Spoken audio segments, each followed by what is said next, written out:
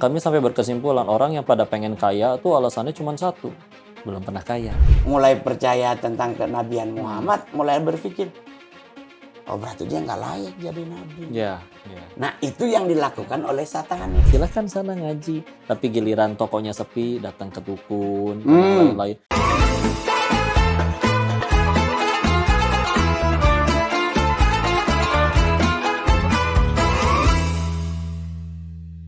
Bismillahirrahmanirrahim. Assalamualaikum warahmatullahi wabarakatuh. Alhamdulillah teman-teman, selamat menunaikan ibadah puasa ya. Semoga lancar dan yang paling penting amal solehnya diterima sama Allah. Kali ini alhamdulillah ditemenin sama, ini izin jadi saya yang buka ini. Nggak apa-apa Pak Ustadz, silakan. Alhamdulillah. Ini dengan Bang Mongol, Masya Allah. Yang ini sebetulnya pertemuan pertama, tapi videonya sudah sering beberapa kali potongan-potongannya kita tahu banyak di medsos. Terima kasih. Pengen belajar bareng. Siap. Insya Allah. Tadi sudah sempat ngobrol sedikit, terus saya langsung dapat hikmah dengan latar belakang beliau. Ternyata beliau lebih sibuk ngambil kebaikan dari setiap kejadian. Karena memang yang saya tahu juga orang yang paling beruntung tuh yang bisa ngambil hikmah dari tiap kejadian. Daripada dikelilingin kebaikan, dikelilingin harta, dikelilingin tokoh besar, tapi sibuknya ngeluh melulu, nggak jadi apa-apa hidupnya. Sedangkan beliau sibuk jadi kebaikan, dan inilah beliau sekarang. Terima kasih. Applause untuk Bang Mongol. Terima kasih Pak Ustadz.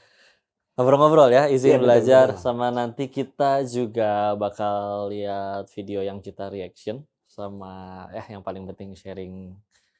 Saya pengen banyak belajar dari Bang Mongol aja. Sama-sama saling belajar. Alhamdulillah. Panggilnya abang aja ya? Iya, abang aja. Karena kalau tante juga kurang. Oh betul juga. Saya juga jangan dipanggil Cici ya. Jadi Mongol juga boleh dipanggil abang, tapi lebih enak kan kalau mungkin kita tonton video dulu kan. Boleh, siap. Alhamdulillah.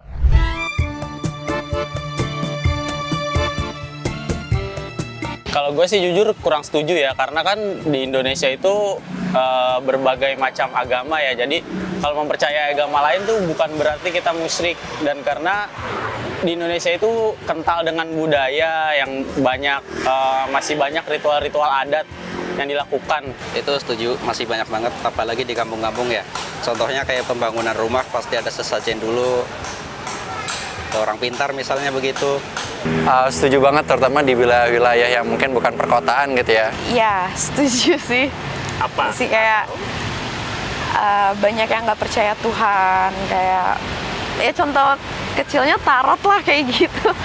Oh iya, setuju saya. Ya karena secara paling kecil aja musyrik aja. Kalau kita selalu bergantung selain pada, kebetulan saya Islam, bergantung pada selain Allah ya, itu udah musyrik Pak. Masya Allah. Gimana Bang? Duh, ternyata hari ini kita ngebahas tentang musyrik. Yap.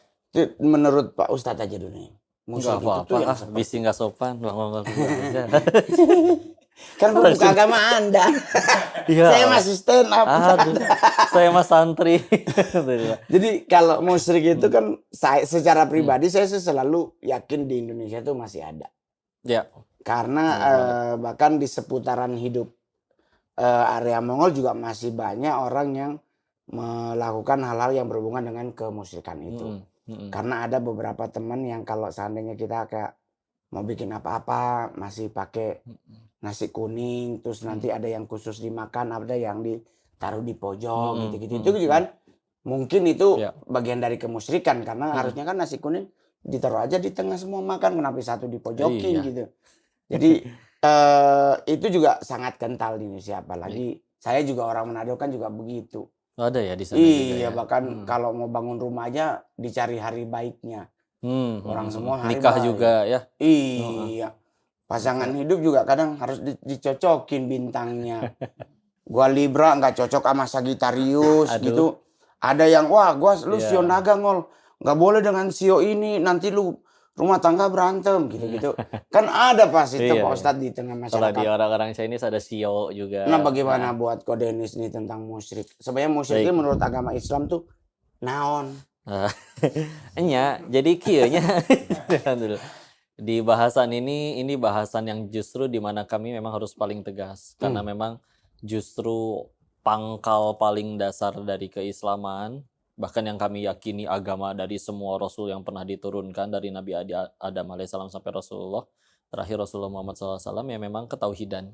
Dan itu lawannya dari kesyirikan, yaitu berasal dari kata syaroka secara bahasa Arab, yaitu pencampuran antara dua jenis benda secara bahasa. Maka ini kalau nanti secara istilah mengadakan tandingan-tandingan pada Allah. Bahkan kan itu fondasi banget, rukun Islam pertamanya syahadat. Mengakui tidak ada ilah yang layak disembah melainkan hanya Allah saja, dan Muhammad SAW adalah utusannya. Sholat, zakat, puasa, haji adalah konsekuensi dari yang nomor satu itu lagi. Sehingga kenapa ini paling banyak? Saya dapat insight-nya karena memang ini cara paling gampang buat syaiton untuk ngegugurin pahala kita. Misalkan kita sholat, zakat, puasa, haji, tapi tauhidnya terganggu. Ngelakuinnya bukan untuk Allah, dia sholat untuk dipuji calon mertua misal, atau misalkan masih percaya rezeki dari selain Allah, maka ya sudah, yang kesatunya gagal. Jadi bisa jadi sholat, zakat, puasa, hajinya nggak laku di hadapan Allah. Karena ya tadi, ngelakuinnya bukan untuk Allah. Sedangkan satu-satunya yang layak diibadahi, yang ngasih dia rezeki, menghidupkan dan mematikannya adalah Allah. Terus kita ngelakuin sesuatu yang bukan untuk Allah, maka ya batal pahalanya. Dan itu disebut sebagai dosa yang paling besar, bahkan tidak terampuni. Dibandingkan bahkan membunuh, bahkan berzina, bahkan berjudi, bahkan yang lain. Ketika sudah mengadakan tandingan kepada selain Allah. Itu tegas tuh ya.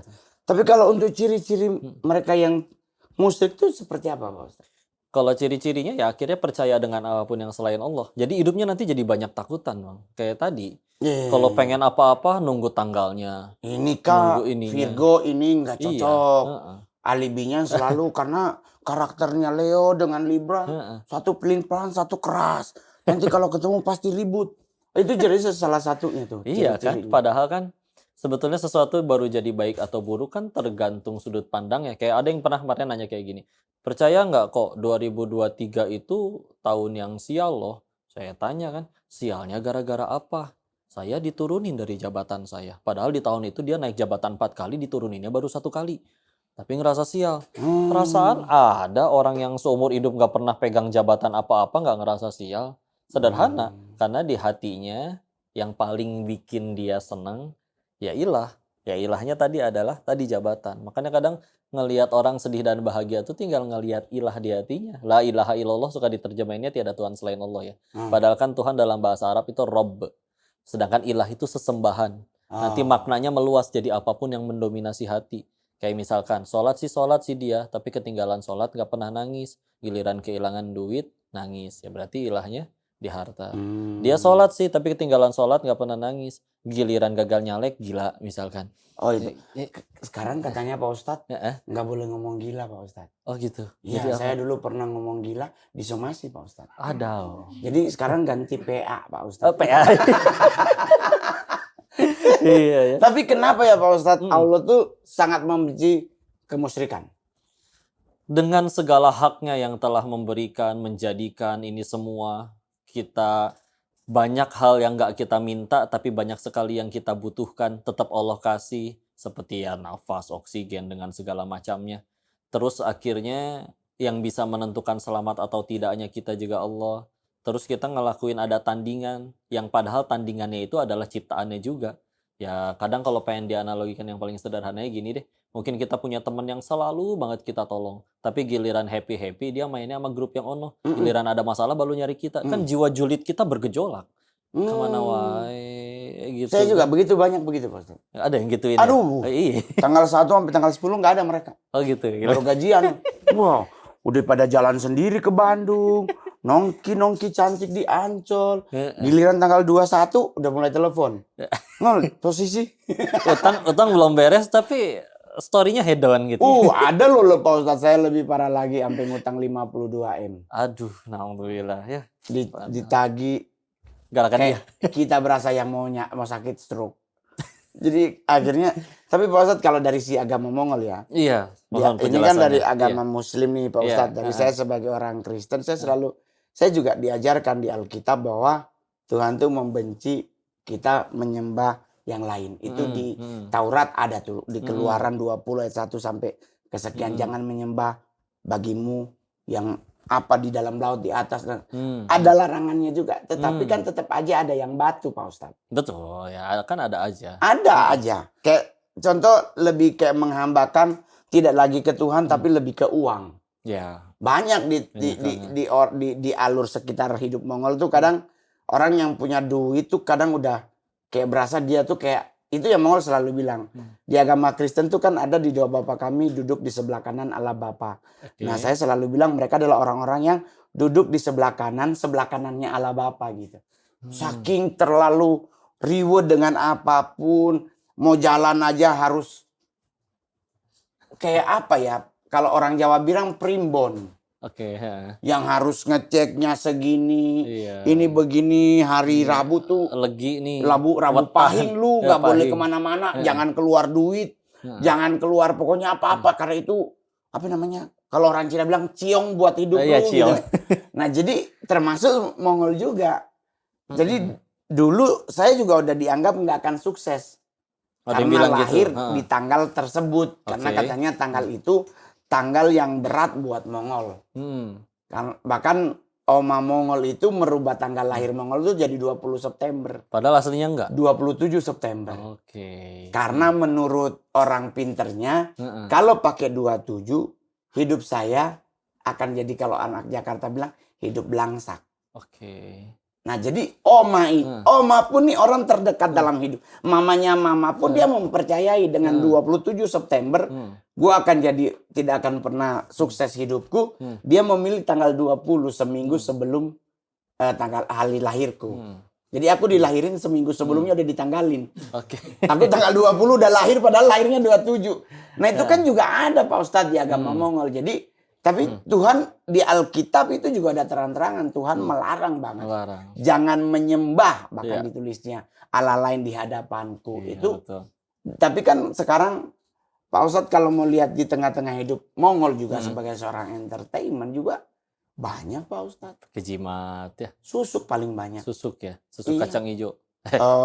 Apa namanya yang kemarin temen susuk berlian Pak Ustadz.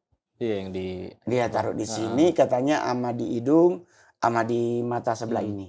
Nah, Mongol nanya, buat apa tuh susuk? Biar kinclong bang. Ada. Saya kadang-kadang mikir, saya juga pingin Pak Ustadz pakai begituan sebenarnya. Ya kan, kalau bisa lah 9 sisi lah di muka, biar benar-benar glowing nice to meet you ya kan Pak Ustadz. Kalau menurut Ko Denis nih, dalam Islam apakah mempercayai susuk itu boleh atau tidak? Sama. Haram atau tidak kalau memakai? Termasuk tadi dosa besar, masuk kesyirikan, haram. Kalaupun nanti kadang suka ada yang bilang, tapi bener aku jadi ada yang suka, akhirnya gara-gara produsernya suka sama aku ya jadi diorbitin. Dapat apa sih memangnya? Cuman dapat akhirnya duit. Naudzubillah sampai mohon maaf harus dia ada yang harus diapa-apain dulu karena itunya ternyata misalkan hidung belang dan yang lain-lain.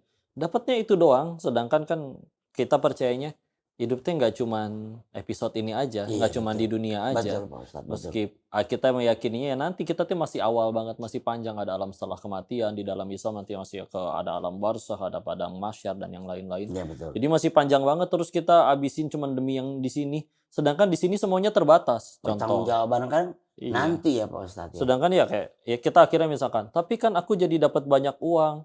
Uang banyak, kami sampai berkesimpulan orang yang pada pengen kaya tuh alasannya cuma satu. Belum pernah kaya. Gitu aja. Begitu dia udah nyobain kaya, ya sadar. Uang yang lain hanya bisa beli nasi 1 bungkus, kita bisa beli 1000 bungkus loh. Perutnya nggak muat. Nggak mungkin dimakan semua. Betul. Yang lain beli bangunan banyak, aku bisa beli villa. Nggak mungkin ditidurin semua. Lagian aslinya yang akhirnya punya villa kan yang paling nikmatin si Mamang sama si Bibi jaga villa tiap hari segar berenang. Itulah Jadi- yang Mongol juga lakuin Pak Ustadz. Saya nggak mau beli rumah banyak. Saya bahkan sebagai orang Manado Pak Ustadz, saya nggak punya rumah di Manado Pak Ustadz. Oh iya kan udah Iya. tinggal di Jakarta. Tapi kan setidaknya harus punya rumah di kampung Iya. halaman. Keluarga masih banyak di sana. Masih banyak. Heeh. Itulah kenapa Mongol nggak beli rumah di Manado. Karena kalau saya beli rumah di Manado, Iya. pasti yang tinggal saudara mama. Susah diusir tuh pastinya. Iya, pasti dibawa masa lalu lu kecil gua yang cebok-cebok.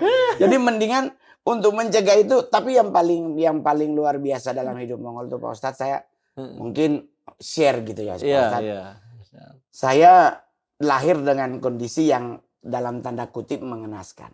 Mm-mm. Ya kan, dengan kondisi kurang elok lah. Yang harusnya lahir 27 September, Oma bikin 20 September. Untuk katanya menghindari tanggal jelek gitu kan. Terus tetap saya nyatakan di KTP saya lahiran 27 September karena mengikuti STTB zaman dulu namanya. Surat tanda tamat belajar gitu. Kalau sekarang mungkin ijazah gitu. Iya, ijazah. Saya tetap ngikutin yang ini. Oma mau bilang 20, gua tetap berpegang teguh pada 27. Karena buat Mongol, sukses hidupnya kita itu bukan soal tanggal. Iya, dan udah dibuktiin. Iya, saya luntang-lantung jualan koran, masuk penjara gara-gara QQ.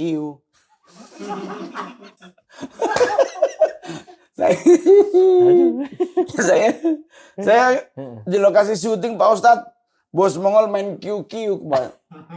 Tahu-tahu ada gerebekan, kita yang disuruh duduk. Dan memang Mongol mujurnya pas main QQ Mongol duduk, saya Q7 Pak Ustadz. Namanya kalau Q bertujuh, Q7 pasti udah paling tinggi. Iya benar. Iya kan?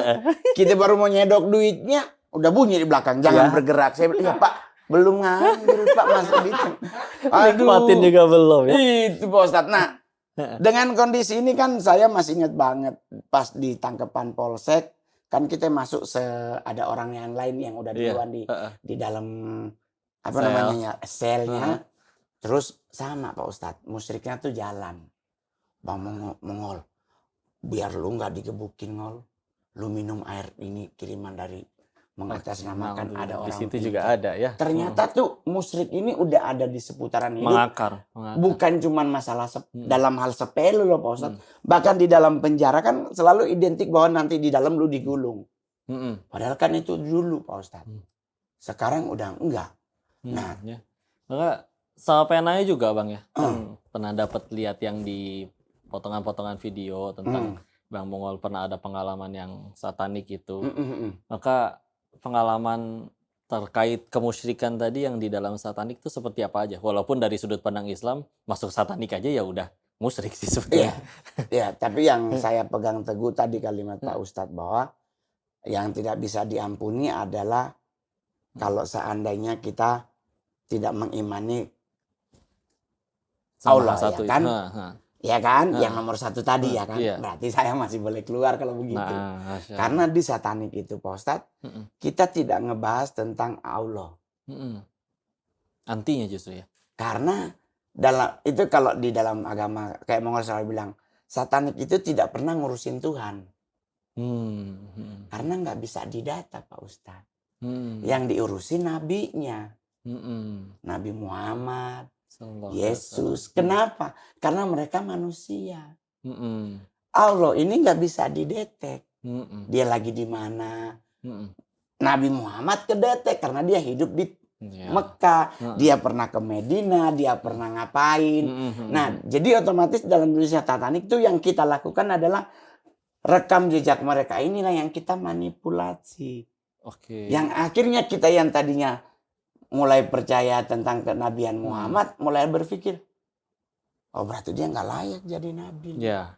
Nah itu yang dilakukan oleh satanik Pak Ustadz. Salah kalau seandainya, oh berarti satanik nyembah setan. Kita di satanik nggak pernah nyembah setan.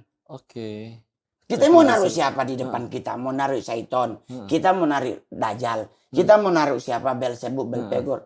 Nggak ada bentuknya. Adanya hanya sigilnya. Otomatis kan kefanaan Satan pun masih terpampang nyata. Ya kan?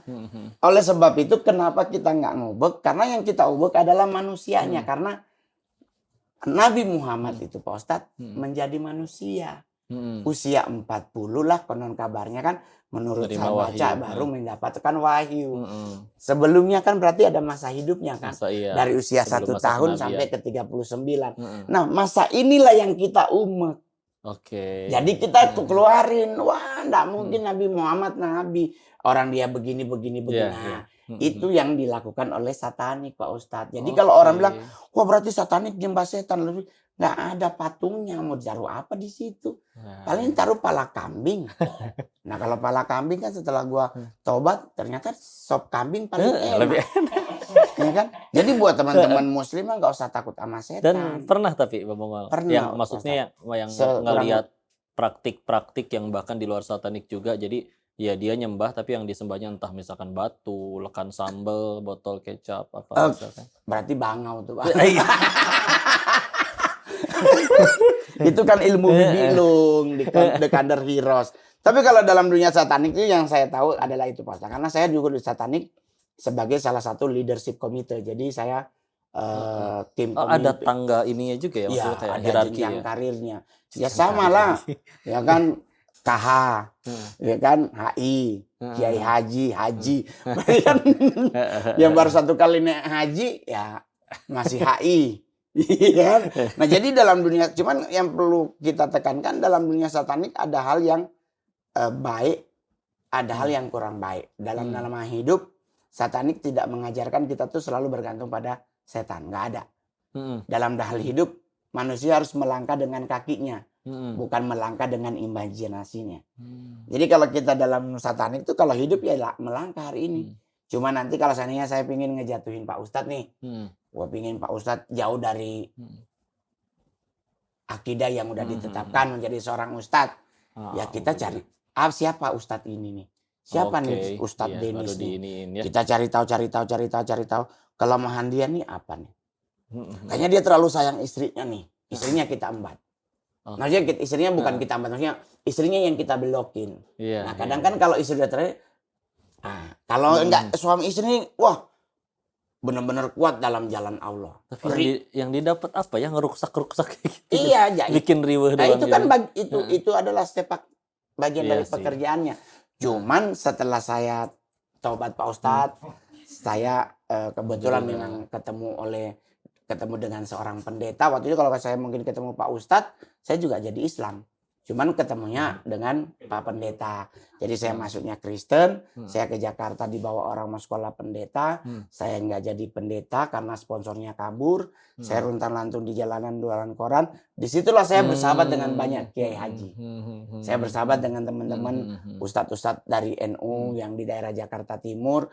Bahkan ada yang memberi saya buku sampai 41 buku tentang Nabi Muhammad. Masya Allah. Dan 41 buku Khatam ini yang semua. saya pelajari tentang karakter sang Rasulullah Nabi. sallallahu Jadi kalau bahasa orang Jawa, Kanjeng Nabi. Ini Iya. contoh-contoh musyrik di masyarakat ini yang paling saat ini yang paling fenomenal tuh ada Pak Ustadz satu. Apa tuh? Primbon Iya itu di alias Jawa. zodiak. Mm. Cewek-cewek di Jakarta nih 90% kalau boleh mongol mungkin ya bisa aja salah ya. Iya. Nggak sampai 90%. Sepengamatannya aja. Tapi setidaknya di seputaran hidup mongol adekku juga kalau setiap apa-apa tuh setiap hari pasti ngecek tentang primbon, Zodiak tentang dulu. zodiak Iya. dan zio. Apalagi kan kita baru Imlek nih kemarin Pak Ustadz. Iya. Ya kan Bapak kan Ustadz Lim kan. Iya. Saya seknya Wang Pak Ustadz. Oh, Saya 3 baris gitu ya. Heeh. Nah itu bagaimana Pak Ustadz menanggapi soal horoskop dan sebagainya. Itu Ini kemusyrikannya itu bagaimana Pak Ustadz? sama dia akhirnya jatuh kepada kemusyrikan, miris. Jangankan yang kayak gitu-gitulah. Kayak kalau kita udah bicaranya tauhid itu, bahkan nanti ucapan-ucapan kayak misalkan, ih jangan foto tigaan, nanti yang tengah mati duluan. Enggak. Yang semua yang moto juga bakal mati. Yang nggak ngapa-ngapain di rumah juga pasti mati. Benar. Kejatuhan cicak nanti bakal jadi sial. Jangan keluar Kejatuhan rumah, cicak ya. 4 RW juga nggak akan sial. Sial tuh 1, tambah jauh dari Allah. Tapi gara-gara itu saya jatuh dari motor. Jatuh dari motornya pilihannya kepahitan cuma 2. Kalau nggak gugurin dosa, tambah tinggi derajatnya di sisi Allah. Kenapa kita nggak suka? Ngejarnya belum Allah, masih yang aku suka terus. Dan kalau balik lagi, setan kan yang paling berusaha menghalangi agar kita dapat pahala, tambah dekat ke Allah. Makanya memang kalau dipikir lagi, itu cara paling gampang. Orang pengajian, setan juga susah untuk bikin seluruh jamaahnya beres ngaji, biar pahalanya nggak jadi dapat. Yuk ngerampok rame-rame, yuk beres ngaji, itu juga susah.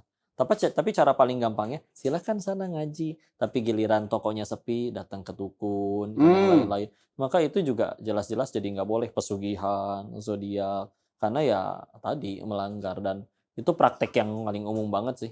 Kayak misalkan bahkan sampai ibarat gini lah.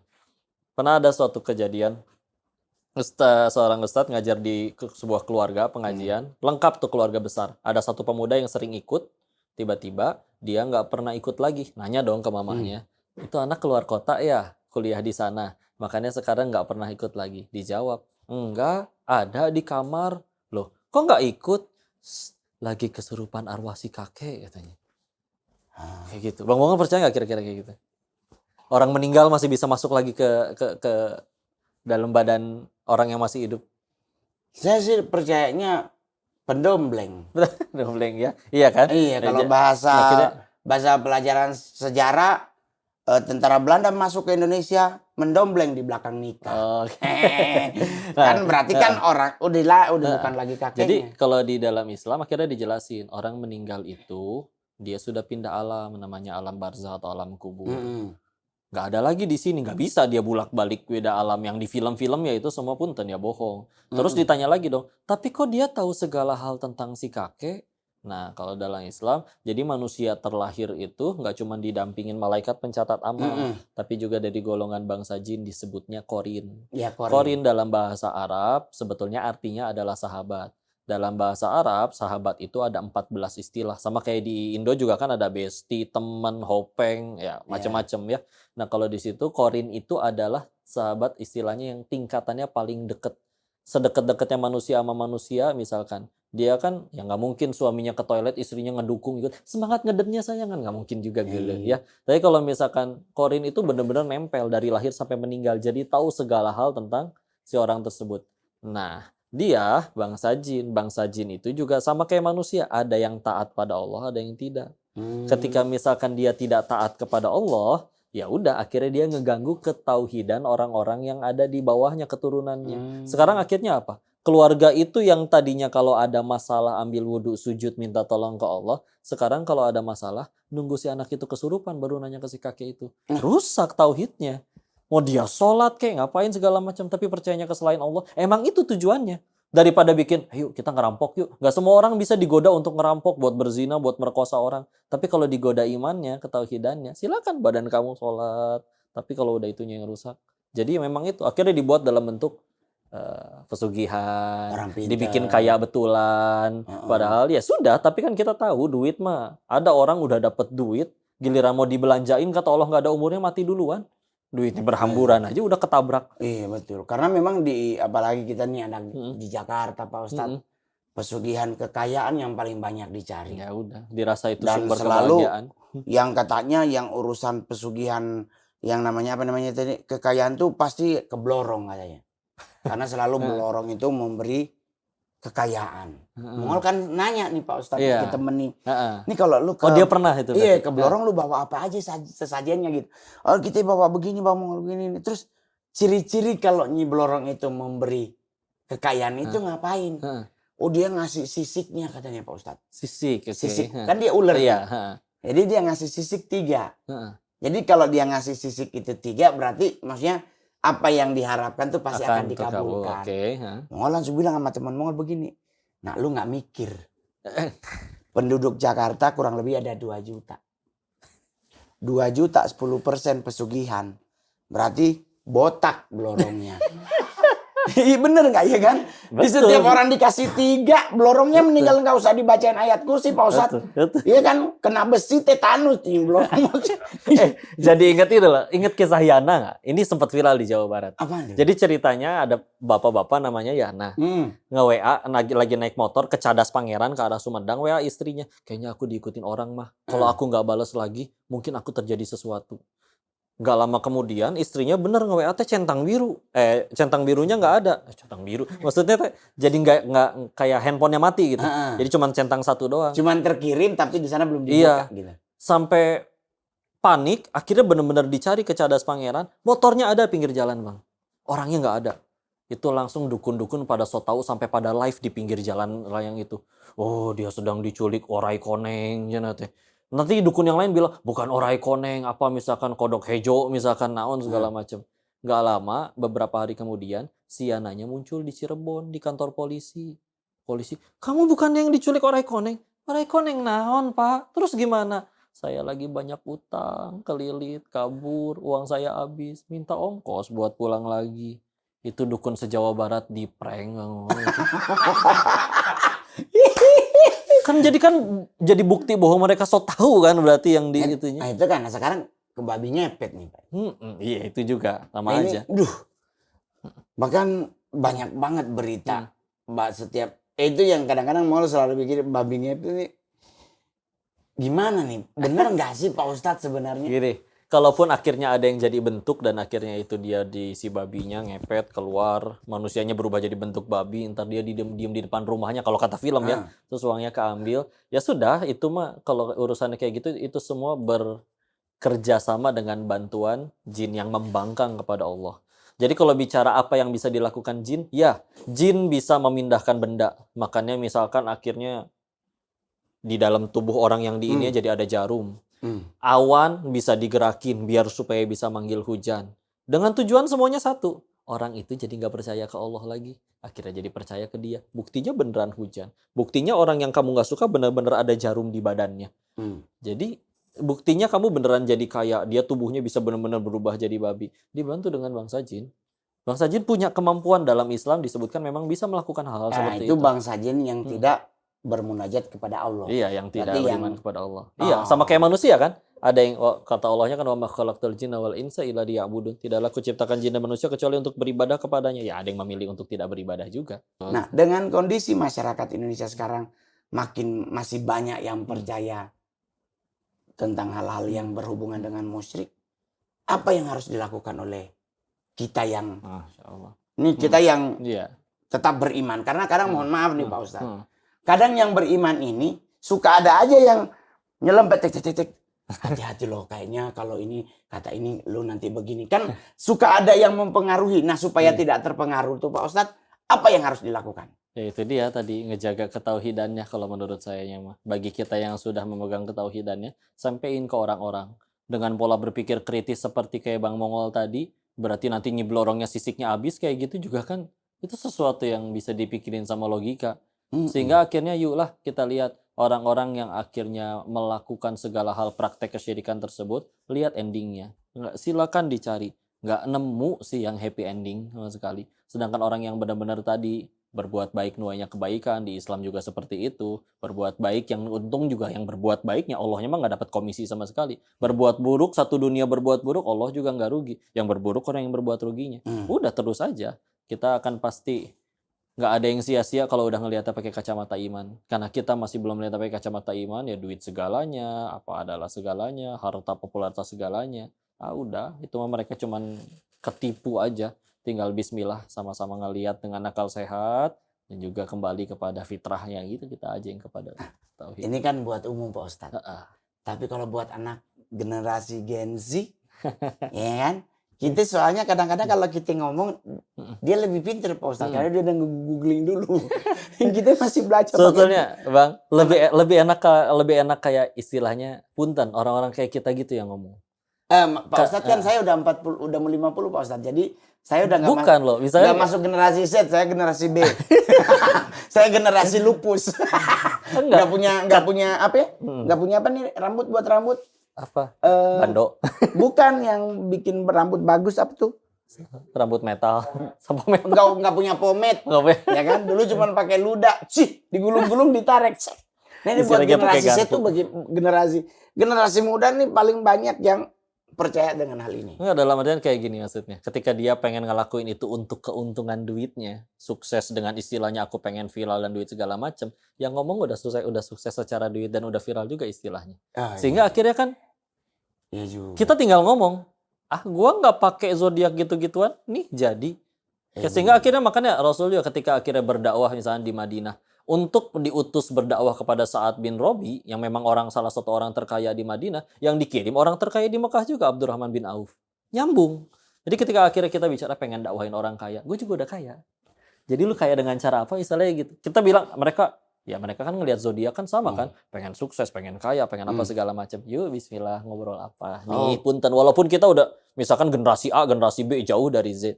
Tapi ya kita udah ngalamin yang kalian udah lakuin, pengen kalian kejar, kita udah dapat dan kita nggak pakai cara itu.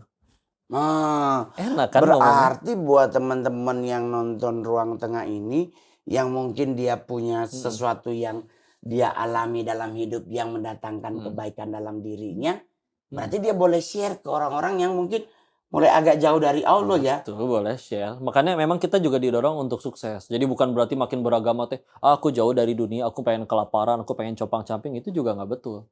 Karena emang dengan akhirnya lebih sukses, lebih mudah dakwahnya. popularitas jadi alat untuk dakwah. Sampai ada orang yang bilang kayak gini, orang kalau udah sukses, kentut aja dianggap kata mutiara, Bang. Tapi kalau nggak jadi apa-apa, ucapannya seindah apapun dianggap kentut. Benar juga, betul banget. Untuk betul. mudahin dakwah aja tapi. Betul. Dan ketika udah sukses ya udah, ada dari Allah, ini untuk jadi alat untuk dakwah, mumpung ada yang denger. Kita mah kalau pengen dibikin ngejungkal gara-gara satu kasus juga nggak ada yang mau dengerin lagi kadang. Kalau lihat itunya. Oh, keren. Makasih Pak Ustadz Denis. Alhamdulillah. Keren banget penyampaiannya. Ih. Tapi ya namanya membuat Mongol tuh jadi berasa karena kan kadang-kadang ada banyak Pak Ustadz kayak saya dalam dunia entertain tuh selalu dinyatakan sebagai orang yang terlalu show off. Saya manggung tuh begini begitu.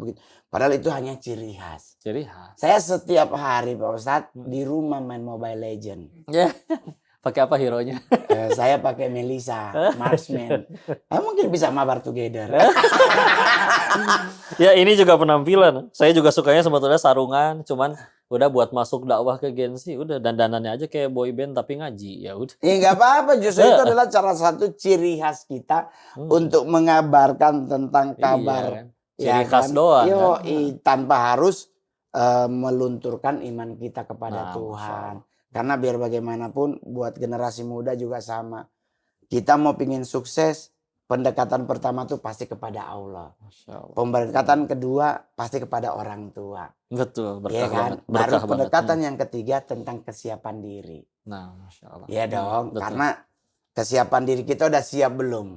Karena kadang di saat kita mengambil keputusan untuk menjadi baik, menjadi lebih sempurna seperti mau Allah, pasti akan ada aja haters di belakang. Ya kayak lu nggak tahu dulu lu siapa. Nah justru orang-orang ini yang akan membuat kita pertebal iman. Betul. Nah Pak Ustadz, saya adalah stand up komedian yang paling toleransi di Indonesia tuh mungkin saya. Saya belajar buku tentang Nabi Muhammad itu sampai 41 buku. Dan banyak hal yang saya gali dari hidup beliau yang saya praktekkan dalam hidup Mongol. Saya belajar dari Yesus juga sebagai orang Kristen. Saya belajar bagaimana beliau sebegitu santainya dalam hal hidup. Tapi dia selalu mengingatkan dosa membuat engkau akan jauh dari Tuhan. Nah itu saya nggak narkoba Pak Ustadz. Alhamdulillah ada orang nanya kenapa nggak sampai terjerumus ke situ Bang Mongol. Saya mesti punya adik mama. Jadi saya udah anggap orang tua. Karena kan saya ditinggal dari umur 4 tahun. Beliau yang ngurusin. Nah beliau tuh setiap hari dia selalu bilang kita selalu doakan Pangana. Pangana teh ke saya. Jadi maksudnya begini. Jadi setiap orang tua khusus ibu dimanapun yang nonton ini tetaplah dalam setiap harimu doakan anakmu. Bener nggak Pak Ustadz? Senjata paling kuat bagi orang beriman tuh doa. Doa ibu itu loh. Nah oleh sebab itu karena faktor itulah saya mengikuti ajaran Nabi. Dalam hal harta, ibu saya selalu mendulukan beliau daripada saya. Karena saya punya udah di Pegadaian. Jadi nggak usah dibeli lagi Pak Ustadz. Tinggal ditebus ya kan. Jadi buat teman-teman yang nonton Ruang Tengah ini. Kalau ada mungkin, saya pengen nanya ke Kodenis atau pengen nanya juga ke Mongol gitu. Boleh komen di YouTube ini, tapi yang paling penting jangan lupa di like, di komen, di share, paling penting subrek ya, subscribe channel Kui Entertainment. Jadi buat sobat-sobat Kui, selamat menjalankan ibadah puasa, ya kan? Semoga puasanya lancar-lancar sampai hari terakhir. Ya kan, jangan pakai ada alasan tadi gua lupa. Karena orang yang lupa takut juga Allah lupa sama kita, berabe hidup kita. Ya nggak Pak Ustadz ya? Ya meskipun Allah nggak mungkin lupa, tapi jelas. Kitanya aja yang nggak ada ya kan. Tapi selalu alasannya ya unsur manusiawi Bang. Ya. Tapi kalau bisa, yuk kita berlomba-lomba melakukan hal yang baik. Berlomba-lomba kita menuju akidah yang baik. Kita ambil yang baik, yang buruk kita tinggalkan. Dan kita akan ketemu di konten selanjutnya. Makasih Pak Ustadz. Sukses selalu. Salam buat keluarga. Assalamualaikum. Warahmatullahi wabarakatuh.